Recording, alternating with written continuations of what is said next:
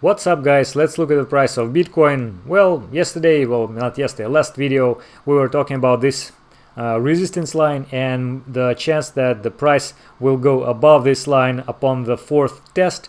Of course, there was a chance that this resistance will hold, but it didn't, because it was already fourth test. Usually the more often we test the level, the more likely it is broken. So what happened is that price went above it to the maximum, somewhat around $11,500, pretty much the same area which I told you last time, a little below $12,000, which we had as the high, a little bit above that, well, probably in the middle of 2019, so 1 year ago.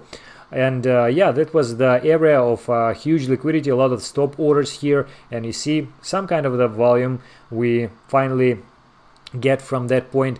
So what is happening now, and what shall we expect?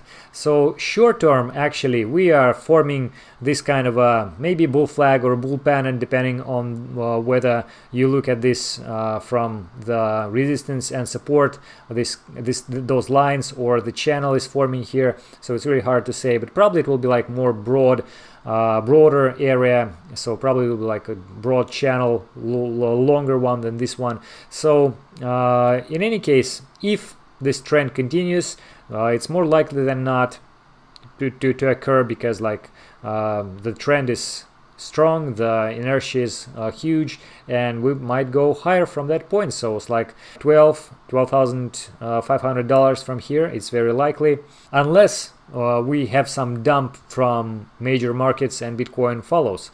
This is really possible, but the thing which I was going to point out today is this article from Crypto Whale about potential dump from Bitcoin miners, and one of my Twitter followers pointed this out. It makes sense, it's very interesting. So he said that there is a huge inflow to exchanges from miners recently, and this actually happened in March 2020, when we had this major crash from $10,000 to $4,000, so from here. And yeah, it's a little bit alarming. Also, another analytics group, CryptoQuant, mentioning pretty much the same thing, that we have a lot of the deposits from huge addresses like whales, so-called whales, recently, and the same happened at the same time when we had this drop, or maybe a little before that, or at the point of this drop. But the outflow was actually a little later. So if you compare the two, the outflow here happens later than the inflow, like this spike, I mean. So, and we have this inflow right now, but we don't have this outflow. So it's a little bit alarming as well. And also we have this huge value of the fear and greed index for Bitcoin, which also pretty much works in the way that the higher the number, the more likely will go down. Also, the sentiment here on the market is very bullish. Like a lot of traders, influencers are saying that, okay, Bitcoin is going to the new high, we're going to the moon, let's buy, bullish market. And usually it happens that the more people are following in a certain trend, believing in a certain trend, then the more likely this trend is broken and will go to another direction. So be very careful with that, guys. In any case, again, it's true that it's more likely to go higher, but of course, tight stop losses.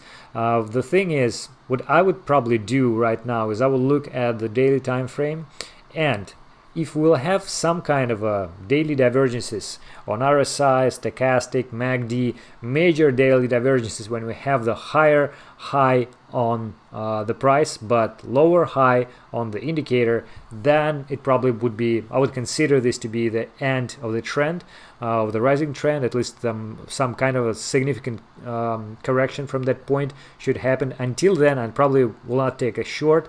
If the correction happens actually before going higher, so if this is the highest point right now and we're going lower, then I would look at the price reaction with the previous resistance, now support area, somewhere around $10,000. So if there will be some kind of a test of this area with the formation of the low, then it's nice to make the long entry here with the stop below the low, and yeah, we can go something like this, the new high. It would be a nice trade. So until then, I'll probably stay neutral and look at the market, the price action.